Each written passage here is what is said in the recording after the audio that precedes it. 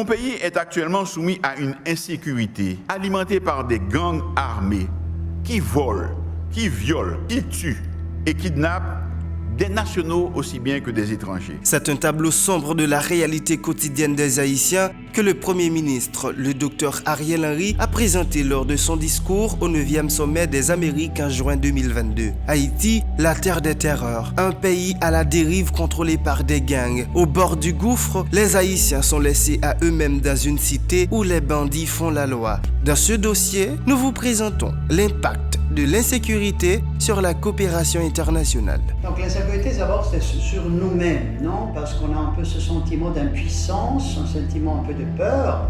On peut être kidnappé, on ne sait pas ce que nous pourrons avoir sur nous-mêmes. Donc il y a un peu un retrait, un peu on s'enferme en soi-même. Il y a notre travail qu'on doit continuer, c'est important, mais on a plein de contraintes. On rencontre des difficultés, effectivement, pour mettre à bien nos projets.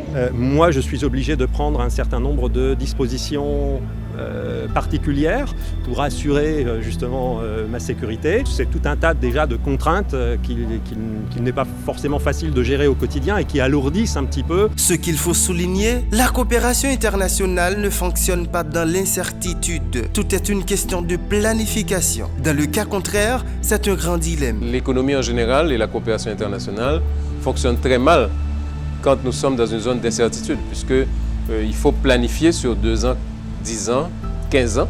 On est vraiment amputé. On devient handicapé dans notre coopération. Les partenaires internationaux n'ont pas d'accès à la libre circulation dans le pays. Il y a toujours des obstacles pour les déplacements des équipes. Du coup, ils sont obligés d'utiliser la voie aérienne. Tous les chemins sont coupés par les gangs, donc on a un problème d'accès. On travaille avec des organisations qui ne peuvent pas aller faire leur travail. Ils sont empêchés d'amener de l'aide.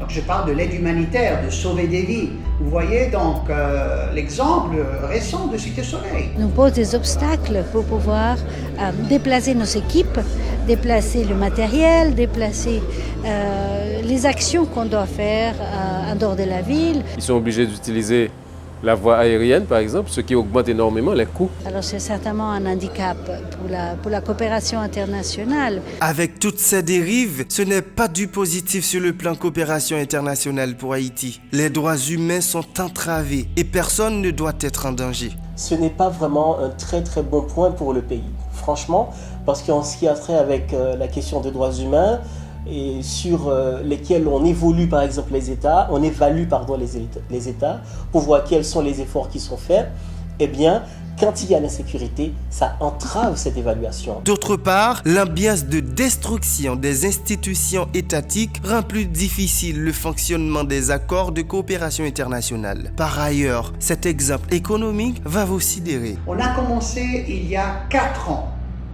dans des projets de reconstruction de petites maisons Tekla. Ça coûtait $2800 cette maison. Vous savez combien ça coûte aujourd'hui? $5200. Mais pourquoi? Pas parce que nos frais sont beaucoup plus chers, nos salaires n'ont pas augmenté, mais c'est à cause du matériel, mais aussi le transport. Qui veut passer à Martisson? Combien ça coûte passer à Martisson? Comment est-ce qu'on peut amener ce matériel là-bas? Et donc tout ça, ça cumule. Et ça veut dire quoi pour la coopération?